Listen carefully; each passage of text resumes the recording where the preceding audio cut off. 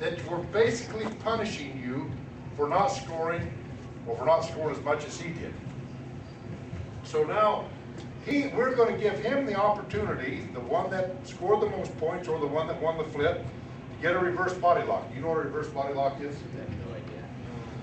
Like this? Like More this. around the way. Like this. And you can lift and sail him.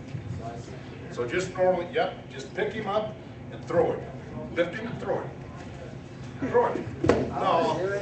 Oh, you know how to do it, Coach?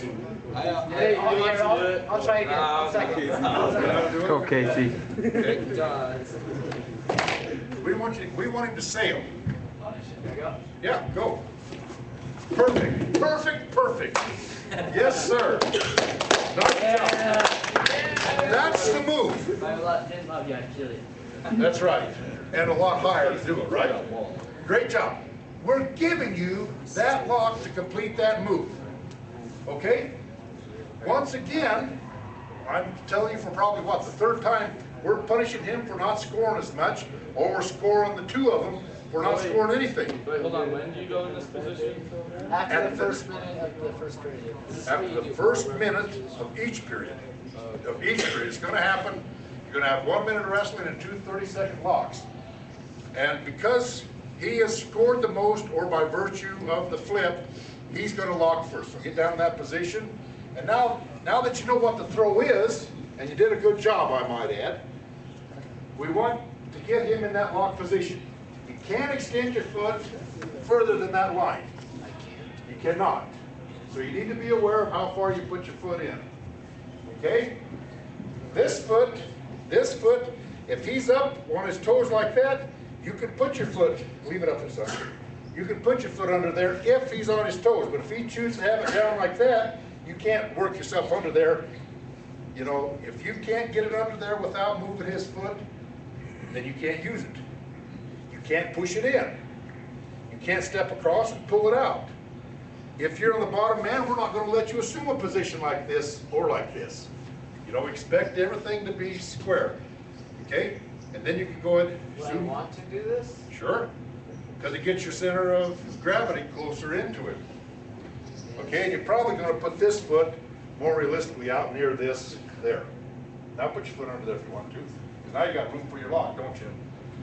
Get your reverse lock. We're going to blow the whistle. Your hands have to come in together and assume your lock. Once again, you have the advantage. We expect you to win this thing 80% of the time or more.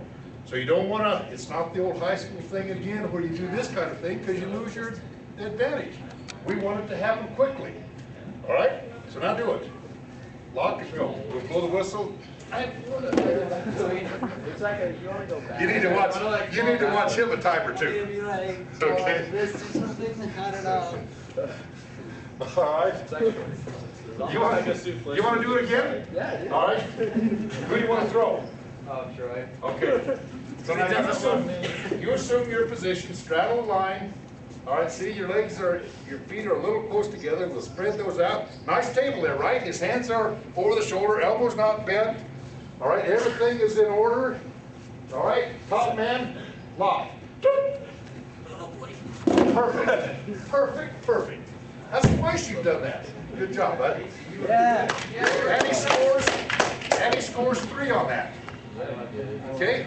Because he lifted him and he put him down. Now, if he can do it high enough, I haven't mentioned this yet, but if you get, and it's very hard to do, although not impossible, to do it with a reverse body lock, but if you take him, lift him, and in a high continuous arcing motion, put him into immediate danger, you'll put his shoulders down, you can score 5 on it. Okay? All right, that didn't hurt, did it? But you got 3 on this now, so if you were at 3 to nothing, and then you threw him there, what happened? The period is over. Not the match, but the period. And you win now the first period. So now we start wrestling on our feet again. But let's assume we're not at a tech. Now it goes the other way.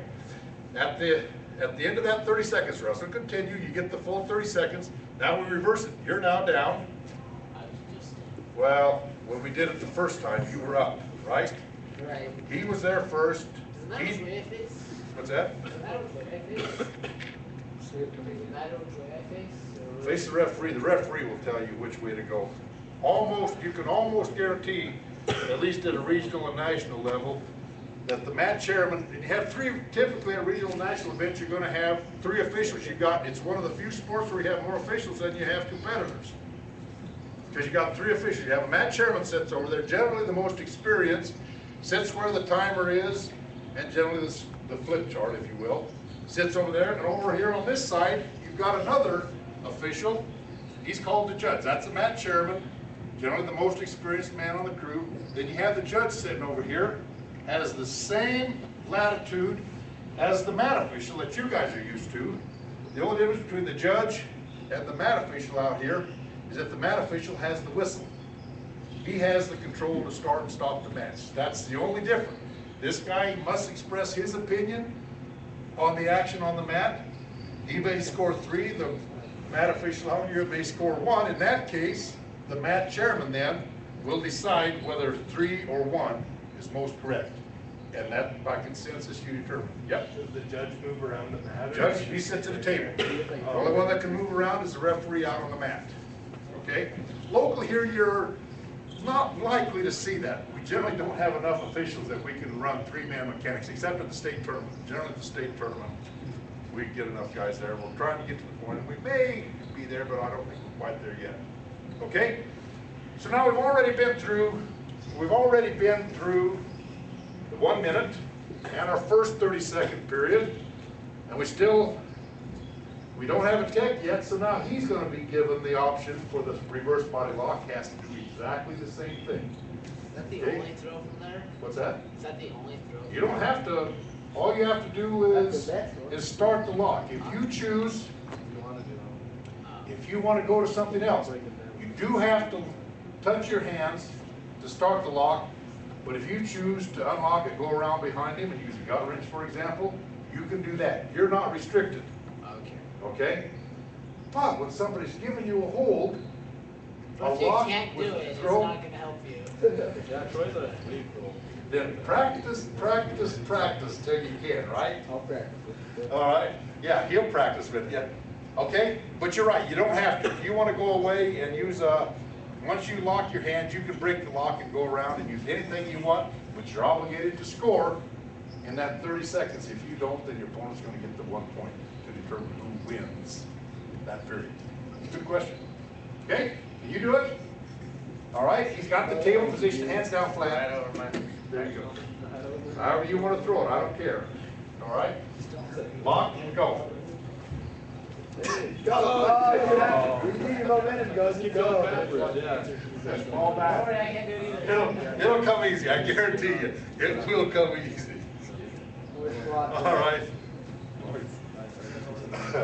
Okay, and that's all there is. Once again, 2 out of 3. So now you know how a freestyle and a Greco match is administered. Now, question you might want to ask, will there be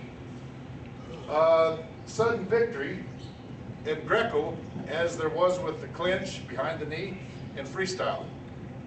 No, because you're going to determine a winner out of each of the 3 periods, or 2 of them if the same guy wins, by this. There will not be a tie. If there is a tie in score, then we use the opponent with the fewest misconduct or unsportsmanlike penalties.